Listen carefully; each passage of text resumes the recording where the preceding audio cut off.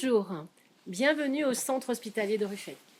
Le Centre hospitalier de Ruffec propose une offre de soins de proximité. Un service d'urgence, un service de médecine, un service de soins médicaux et de réadaptation et une résidence pour personnes âgées dépendantes, les Maisons de Marthe. Les Maisons de Marthe, un établissement à taille humaine qui propose des activités toute l'année, riches et variées, un accompagnement spécifique, notamment via son pôle d'activité, le PASA. Nous sommes ravis aujourd'hui d'accueillir le musée virtuel proposé par Hello Art Up et financé par la Conférence des financeurs. Ce projet se veut intergénérationnel et inclusif, permettant aux résidents de raconter leur vie à travers des paysages, des objets et autres souvenirs. Les professionnels ainsi que les familles sont aussi associés au projet. Nous vous souhaitons une bonne visite. Bonne visite de notre résidence, les Maisons de Marthe.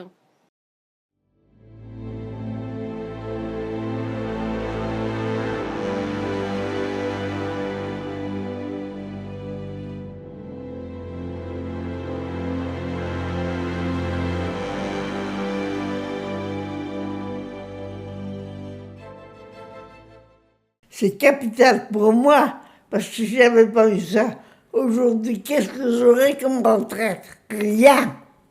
J'avais un mari qui ne m'aimait pas déclaré aux assurances, alors je n'étais pas couvert sur l'agricole, mais j'étais couvert après à Pontoufchantelle. C'est du sabbat qu'on piquait.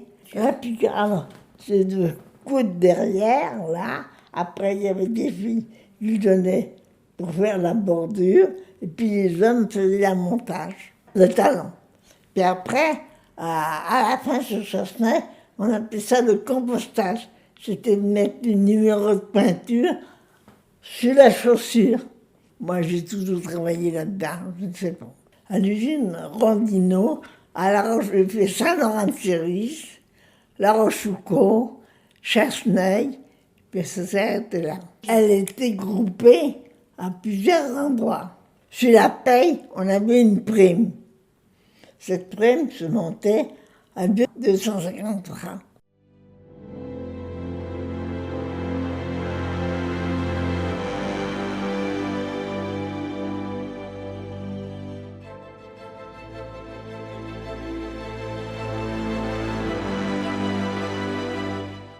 Alors, l'équitation, ça m'a pris, j'avais 3-4 ans.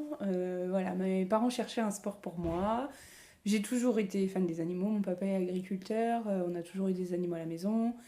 Et en fait, cette passion nous a toujours suivis depuis l'âge de 4 ans jusqu'à maintenant. Les chevaux, c'est ma passion. J'ai toujours eu le rêve d'en avoir un à la maison et un jour, j'aimerais bien qu'il y en ait un à la maison. J'en ai eu en demi-pension. Enfin voilà, il y a des chevaux qui ont marqué quand même pas mal ma vie. Ça a très vite passé sur plutôt du loisir. Et tout ce qui est balade dans la nature auprès des animaux. Le travail en liberté aussi beaucoup. J'ai développé d'ailleurs le travail en liberté avec certains chevaux que j'ai pu avoir le temps que j'ai été dans les centres équestres. Le travail en liberté, en fait, c'est que vous avez le cheval à côté de vous et que vous lui demandez des actions tout en étant à côté de lui et marcher à côté de lui. Là, on n'est pas sur du travail monté où on monte sur le cheval, on est vraiment sur du travail à pied où on est à côté, voire même le cheval est en liberté à côté de vous. Moi, ça m'est arrivé de partir en liberté avec un animal et d'aller faire un petit tour en extérieur, en dehors du centre équestre, de le laisser voyager un petit peu sans être trop loin de moi. Et par des codes, il savait ce qu'il fallait faire, s'il fallait marcher, s'il fallait s'arrêter. On travaille beaucoup avec la voix, donc c'est beaucoup marche, arrêt, stop, droite, gauche. Enfin voilà, c'est des petits mots. Mais ils savent en fait, c'est toute une éducation avec les chevaux. En fait, c'est toute une discipline et quand vous travaillez à pied avec le cheval, beaucoup à la voix, quand vous montez, vous travaillez beaucoup à la voix aussi. Ça se développe de plus en plus dans le bien-être animal et de plus en plus, en fait, on développe une équitation qui est plutôt dans le sens où on écoute l'animal.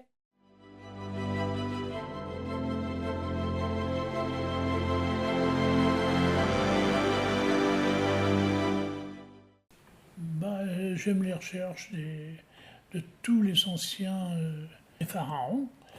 Et j'aimais bien là-dessus, sur Toutankhamon, tout ça. Moi, c'est des trucs que j'aime. Oui. Alors, en ce moment, ils cherchent, comment elle s'appelle, la reine, c'était La grande reine Cléopâtre. Alors, vous voyez, sur Cléopâtre, j'aime bien, parce que... Mais on ne sait rien encore. Ils sont rendus à je ne sais pas quelle profondeur de fouilles, et ils trouvent des belles choses qui sont... Ils ont trouvé des petits objets comme ça qui sont sur des tombes. On se demande comment ça a été fait. Voilà, c'est ça qu'on ne sait pas. Alors c'est joli, bon, moi ça m'intéresse. Ils ont retrouvé des sculptures qui sont magnifiques. Les écritures, c'est fait quand même dans la pierre. Hein. C'est beau. Tout ce qui a été fait, qui a été écrit, qui a été guidé, on se demande comment ils ont fait. On se pose des questions.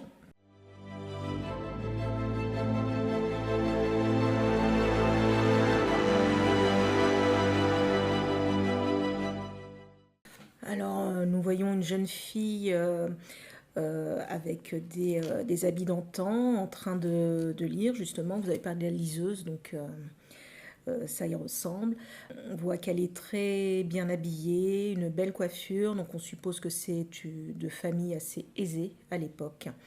Le fauteuil sur lequel elle est assise est aussi très confortable. Et les couleurs sont vraiment jaune, orangé, donc on sent quand même que c'est éclatant. Elle a l'air très concentrée aussi, on voit qu'il y a une petite collerette aussi au niveau de sa robe. Ça fait penser à de la jeunesse, quelque chose de frais. Elle a un livre dans la main, elle est en train de lire. C'est un tout petit livre, donc on pourrait... moi, ça me fait penser plus à un livre de messe, de prière, de messe, plus que de roman.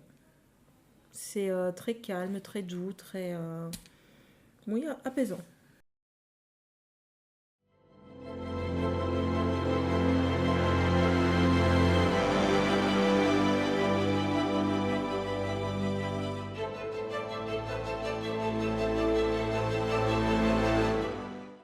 Elle représente des bateaux de pêcheurs traditionnels, si je ne me trompe pas, japonais, qui sont confrontés à une immense vague, et qui, surtout dans la modélisation de la vague, qui à l'époque était hyper, genre en tout cas pour le monde occidental, original.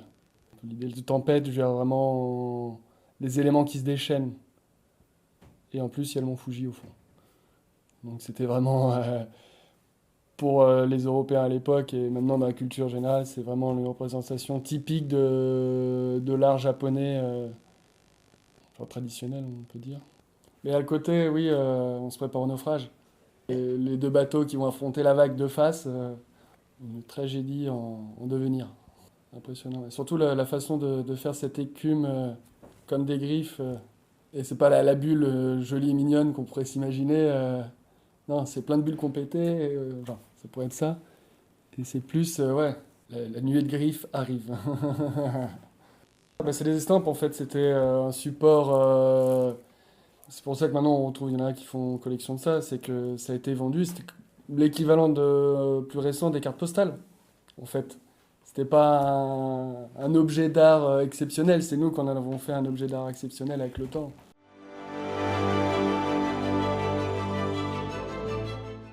Citadelle du vertige.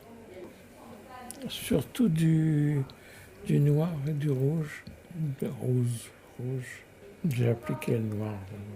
Par touche, je vois pas ce qu'il y a d'écrit en bas. La signature, là, 2005, un boulet, Boulet. Ah oui, j'aime beaucoup. On voit bien qu'il se remémore quand même pas mal de choses. Ouais. Donc je sais que son neveu a des œuvres, justement avec l'aide de ma collègue qui a fait les Beaux-Arts. Ils ont pu parler beaucoup de ça. Elle a ramené déjà des toiles pour qu'ils s'exercent un petit peu. Pierre, comment vous avez peint cette peinture avec des pinceaux, comment c'était Ouais, avec des brosses. Des brosses? Oui. Mais oui, moi je le voulais pour le mettre chez moi. Ah oui. Bah oui, Sylvie aussi, donc faut qu'il nous en fasse une autre, on lui a dit. Ah oui. Vous voudriez pas en refaire une autre? Bah, ce serait difficile. Pourquoi? Je peux pas... Pas la m'imiter. même, mais dans le même style. Oui, dans le même style, peut-être, oui.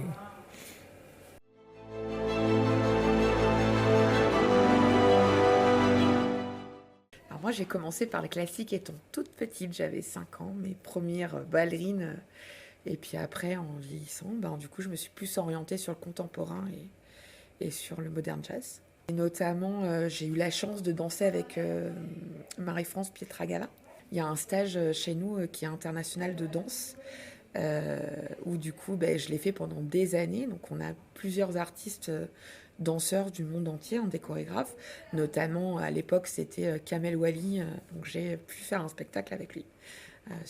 Donc c'est des stages qui durent une semaine, c'est très intensif et où on découvre en fait toutes les danses. Alors donc il y a plusieurs niveaux, et c'était vraiment une chouette expérience. Je l'ai fait pendant très longtemps. Maintenant j'étais jeune à l'époque, je suis pas très vieille, mais c'est beaucoup d'endurance, la danse, surtout à un niveau assez haut. Du coup, c'est donc un stage international, donc qui est quand même proposé dans le monde entier, puisqu'on a quand même des profs qui viennent du monde entier. Et du coup, en fait, on a aussi des jeunes, alors des profs de danse qui viennent aussi, parce que ce stage est vraiment réputé. Et donc, on a plusieurs milieux. Il y a 3 gammes, les débutants, les milieux et ce qu'on appelle les avancés. Donc là où c'est vraiment des profs ou des gens qui sont déjà au conservatoire. Et du coup... oui, il y a vraiment toute une population. Il y a des gens, des Espagnols qui viennent, des Anglais, des Allemands. Oui, c'est quand même un stage donc international et c'est chouette aussi, quoi. Alors en fait, c'était des flashs. On avait une semaine pour apprendre une chorégraphie. Donc c'était pas forcément. Donc en fait, elle était là pour elle donne son cours. On a plusieurs cours par jour. On apprend une chorégraphie qu'elle monte et après, on est de l'ordre de 300 élèves à danser en même temps.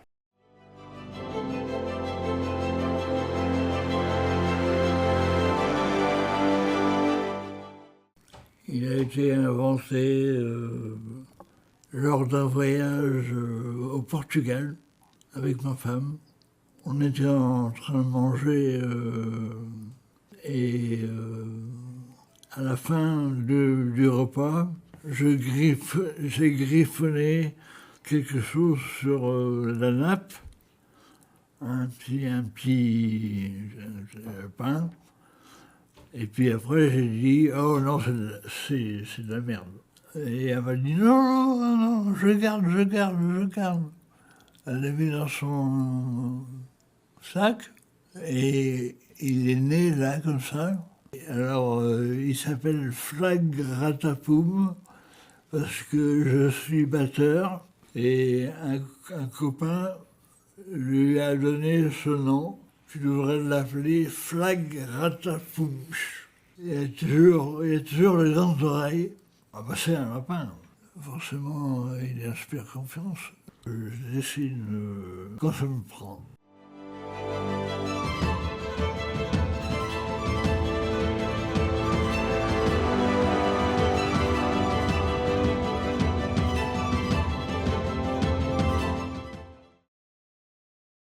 Je la trouve bien pour moi.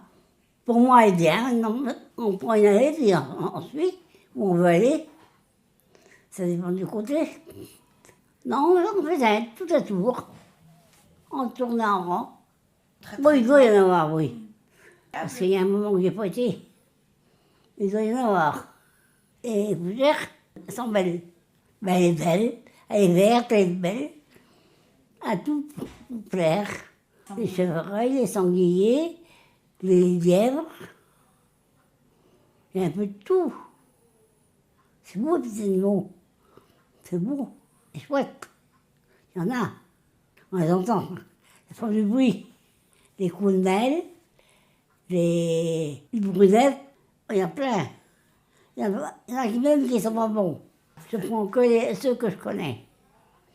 Comme les écumelles. C'est grand, ça.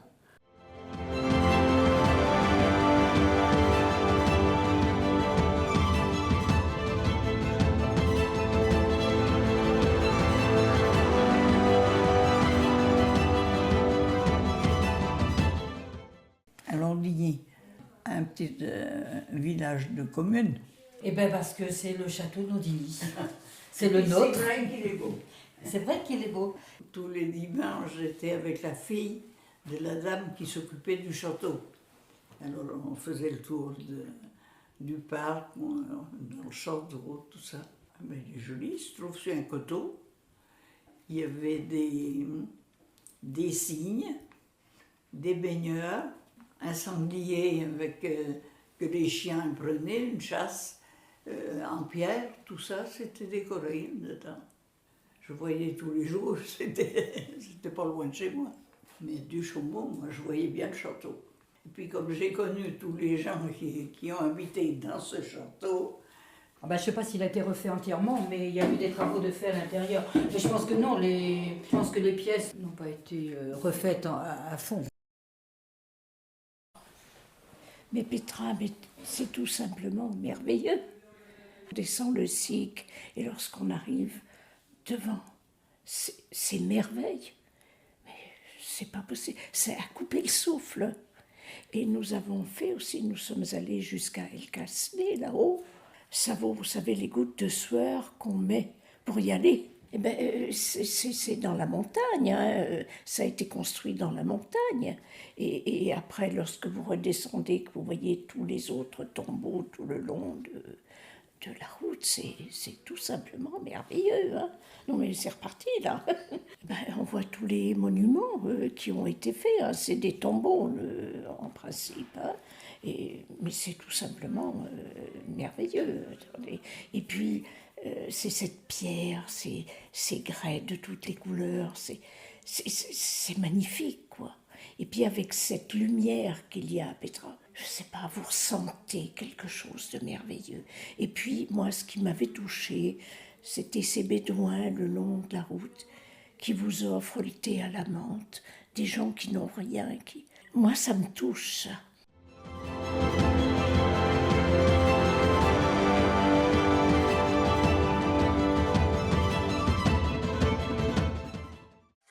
Folie, je t'aime à la folie. À la folie, je t'aime à la folie. La folie, je t'aime à la folie.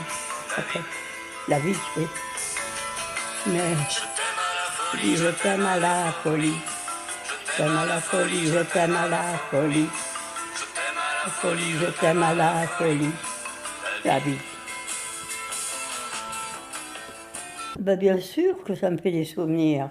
Heureusement qu'il y a encore ça.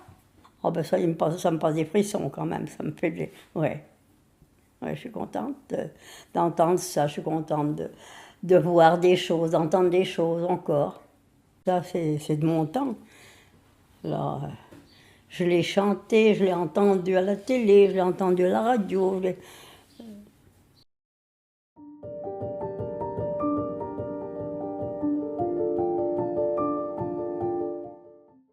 Valse, le tango, le passo, tout ce qui existait. Même qu'on se trémousse un peu, si c'est joli, pas trop, ça va. J'aime bien toutes les danses, mais sur certaines, je fais un petit quand même, faut faire attention. Ah, la valse quand même, la valse. J'aimais bien le tango aussi. La rumba, j'aimais tout. J'avais ma copine qui dansait bien. Avec ma copine, hein, je vous garantis que ça y allait. On s'en allait vers 9h. Alors au début, on dansait toutes les deux. Puis, mais on aimait bien danser toutes les deux parce qu'on avait l'habitude de tourner à l'envers, tourner à l'endroit, la valse. Il y a des garçons qui le faisaient, mais moins. Dessus le chemin de fer, il y avait des gros arbres. Enfin, il fallait les enlever, il fallait les couper pour que un autorail passe après. Tout le bois qu'il y avait sur l'autораil, puis chaque côté, tout nettoyé à chaque côté. C'était pas pour la commune après, parce que c'est pour nous. Parce que comme c'est nous qu'on le faisait, alors on récupérait le bois. On récupérait pour l'emmener chez nous, pour chauffer. Ah bah c'est la commune après qui a nettoyé après. Qui a fait ranger les rails après. Puis mettre d'autres graviers d'autres graviers parce que c'était tout sale. J'aimais bien ça faire. On travaillait mieux dehors que dedans. Pour l'entretien, dans le temps, quand j'étais à Benay, il y a une locomotive qui passait. Et après, maintenant, ça a tout arrêté après. Là, maintenant, c'est Confolant Roubagière, c'est un autorail qui passe maintenant pour emmener les gens là, de Confolant Roubagière. Pour la voiture, autant dire, c'est un train, un train, on l'appelle l'autorail, mais c'est une espèce de train.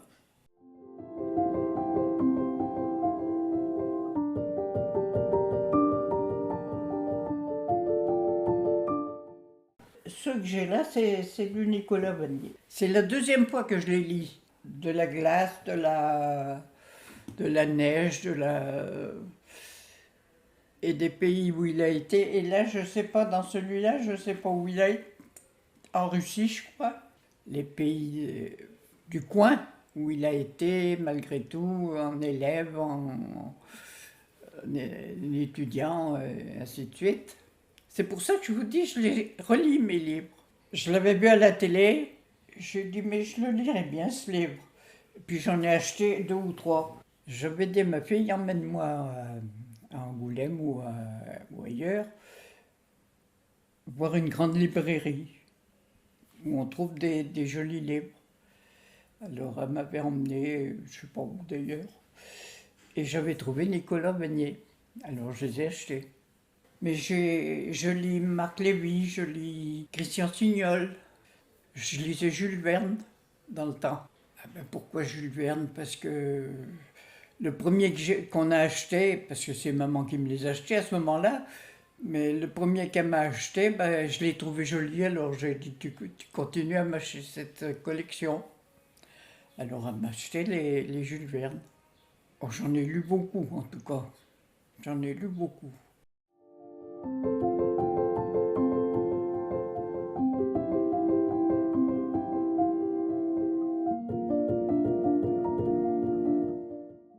Triomino.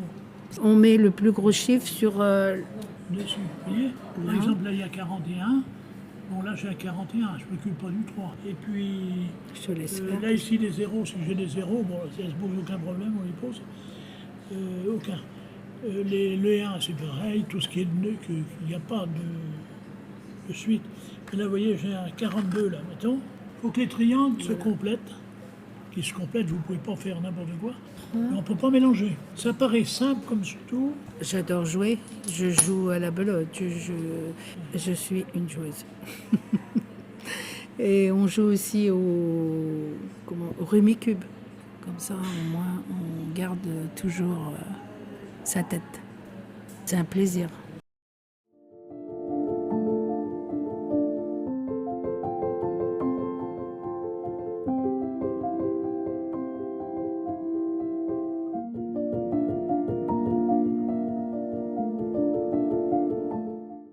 J'ai grandi au port et maintenant mon papa, lui, est installé depuis presque 30 ans à La Saline, sur la côte ouest.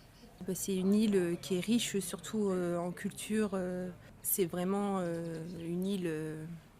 il y a beaucoup d'Asiatiques, il y a beaucoup de Malgaches, il y a beaucoup de Français. C'est une île qui est magnifique. Hein. Chaque point cardinal de l'île est différent. Hein. Vous avez toute la côte est où c'est vraiment très volcanique.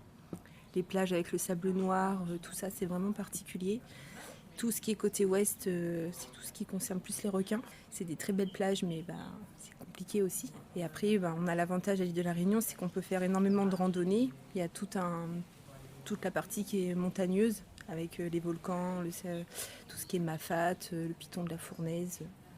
Voilà, c'est vraiment riche en biodiversité. Il ne faut pas oublier qu'à l'île de la Réunion, il y a aussi des particularités au niveau naturel. Tout ce qui est cascade, des très belles cascades qu'on peut découvrir en faisant des randonnées. Il y a des plantes protégées qu'on ne trouvera pas ailleurs. On a aussi de la vanille, aussi qui est une particularité qu'on ne peut pas avoir en France par exemple. Alors on partage le fruit, on fait aussi surtout beaucoup d'offrandes aux dieux hindous. C'est la fête du Deepavali. Souvent c'est au mois de décembre. On appelle ça la fête des Lumières. Toute l'île, tous les gens participent. Et donc toutes les maisons sont ornées de bougies dehors.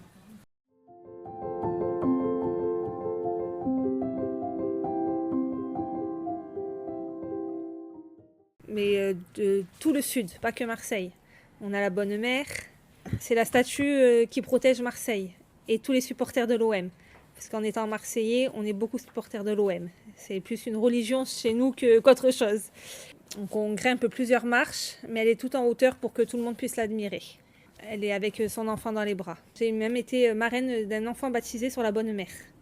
Mon petit-neveu a été baptisé à la Bonne Mère et on a fait la procession là-bas. Après, il y a les calanques de Cassis, qui font partie du patrimoine de l'UNESCO, où c'est merveilleux pour faire des balades. C'est un site protégé, donc à faire très attention en ce moment avec les incendies. Elles sont dans les roches, elles sont faites dans les roches, directement. C'est la mer qui les a gravées dans la roche. C'est fait naturellement, c'est pour ça que c'est un site très très protégé. On peut y aller que à pied.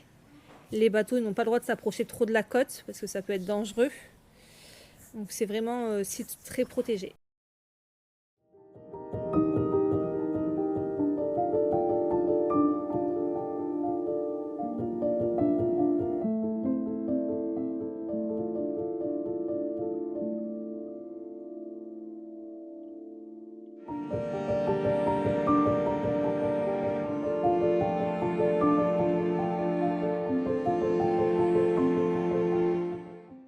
Je regarde depuis 50 ans. Les étapes, les coureurs, pas trop les paysages parce que on voit pas la course quand il y a des paysages. Date de création 1903. C'est une épreuve qui a 112 ans. Le dernier coureur français, il y a 40 ans, Bernard Hinault. On n'a pas eu depuis. Evenepoel, Pogacar, Vingegaard et puis Almeida. Oui, en 86. D'ailleurs, pas très loin d'ici, sur la route nationale. À 10h le matin, c'était le passage. Maillot jaune, c'est le classement général. Le classement par points, c'est maillot vert. Le classement par points, c'est les sprinters. Le maillot à points, d'ailleurs, il fête ses 50 ans. C'est les meilleurs grimpeurs. Mais il peut être maillot jaune aussi. Parce que c'est celui qui arrive en haut d'école. Comme c'est généralement celui qui gagne, depuis 3-4 ans, c'est le même. Et le maillot blanc, c'est le meilleur jeune, mais attention, des moins de 22 ans. Et après, ils n'ont plus le droit. Quand ils ont plus de 22 ans, ils n'ont plus le droit. Non, 1919. 1919, premier maillot jaune. Ils ne passent pas toujours au même endroit. Une fois c'est l'Alpe d'Huez, une fois c'est Luchon.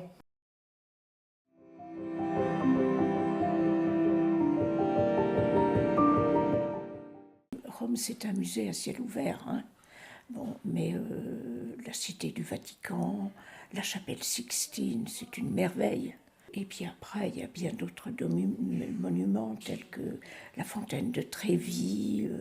La fontaine de Trévi, c'est là où a été tournée la Dolce Vita. C'est magnifique parce que bon, il y a énormément de sculptures, il y a les jets d'eau, et puis la tradition où on doit jeter une pièce dans l'eau si on veut revenir à Rome. Non, c'est de très très bons souvenirs. Arpenter les rues de Rome, c'est merveilleux. Ah oui, le Vatican, ben, c'est à voir. Hein. Saint-Pierre, c'est magnifique. Et puis, nous avons eu la chance de voir la chapelle Sixtine. C'est toutes ces peintures, c'est des plafonds. c'est les plafonds, c'est toutes ces peintures qui relatent la vie de Jésus-Christ et tout cela. C'est merveilleux. Quand on pense, il y a tant d'années que ça a été fait, c'est plus maintenant qu'on voit des choses comme ça. Ça donne l'impression que ça a été fait hier. Si on va à Rome, on voit le forum quand même. C'est la base, quoi. Le Panthéon. Rome, c'est un tout. Puis c'est aussi une ambiance, une façon de vivre, quelque chose qu'on ressent. C'est surtout ce qu'on ressent.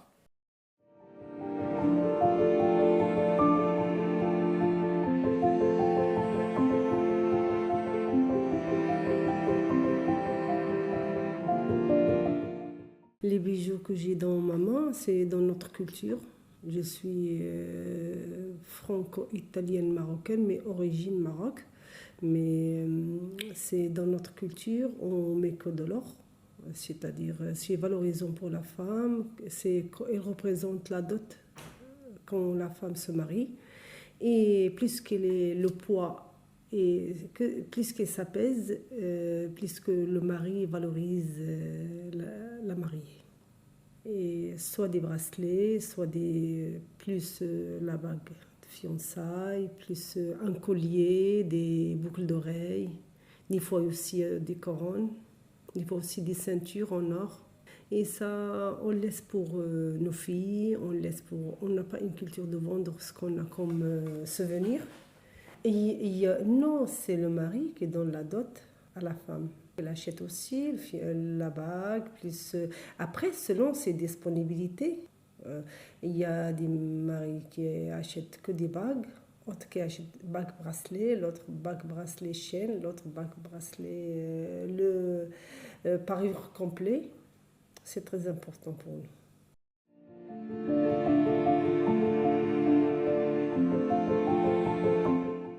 Je suis fou des draps. Je suis même un fanatique. Les draps, c'est démarré, ça, quand j'allais à l'école.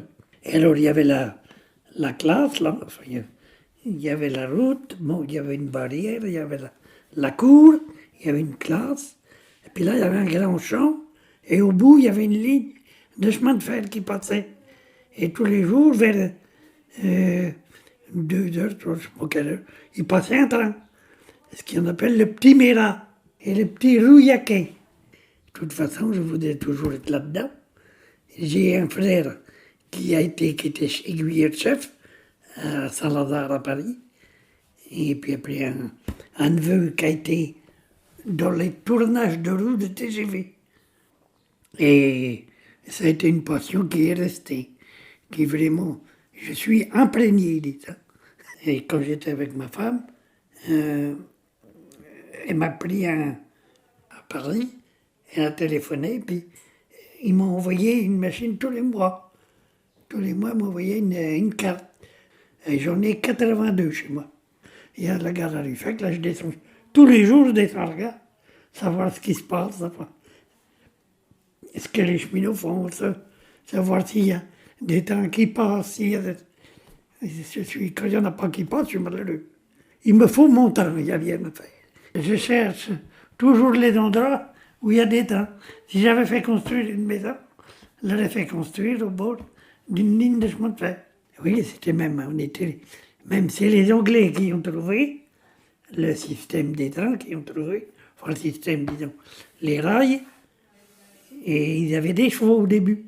Ils traînaient des wagons sur les rails avec des chevaux.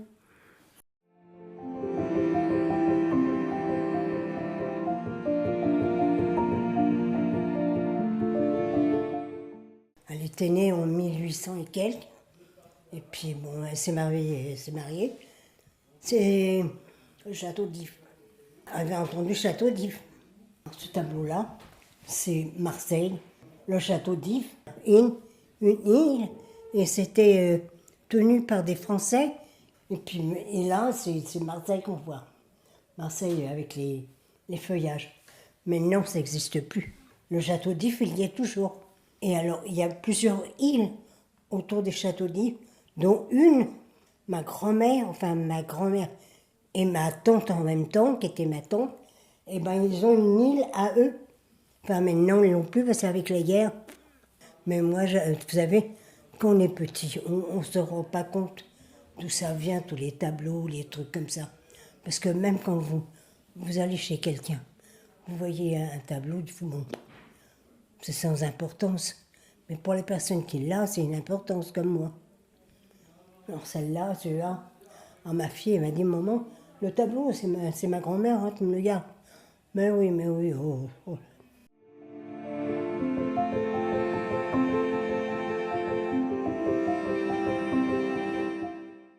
Depuis que je suis petite, j'adore lire, donc je lis.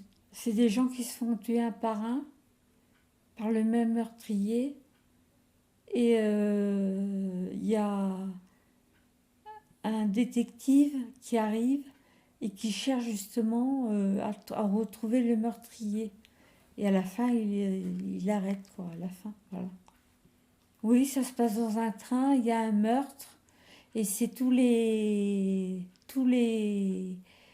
participants qui l'ont tué un par un avec un couteau. Je pensais pas à la fin, je dis, bah Lyon, je pensais pas vraiment qu'elle a de bonnes idées, Agatha Christie. Parce qu'on ne sait pas jusqu'à la fin qui c'est qui a tué. Il faut qu'on le découvre nous-mêmes. Essayer de le découvrir nous-mêmes avant la fin. Harry Potter, ben là, il va faire le tournoi des 3 niveaux. Et j'en suis où on regarde les baguettes, voir si elles marchent bien. Je suis arrêtée quand il fait le tournoi avec des étrangers et qu'il participe au tournoi. Sans l'avoir voulu, c'est quelqu'un qui a mis son nom dans la coupe de feu. Il ne sait pas qui c'est, personne ne sait qui c'est. Et c'est lui que je dois trouver avant la fin. Moi, je suis en train de la lire, là, justement, donc je ne sais pas la fin. Je suis restée 40 ans à Liège. Oh, bah, c'est une belle ville, quoi, Liège. Une ville toute simple, mais une belle ville, quoi. Les frites et les gaufres, bah oui, qui sont bien meilleures que celles d'ici. Tout à fait différentes. Mais moi, je mange celles d'ici, mais je mange celles de Liège, mais pas celles d'ici. Hein. Parce qu'elles sont faites avec de la graisse de bœuf. Oh, bah, Bruxelles. Ben, je fais Liège-Bastogne-Liège en voiture. Oh, bah oui. Chaque fois que j'allais dans une ville, j'allais toujours dans une église. J'ai toujours aimé. J'ai été élevée religieusement. Toujours, j'aime beaucoup.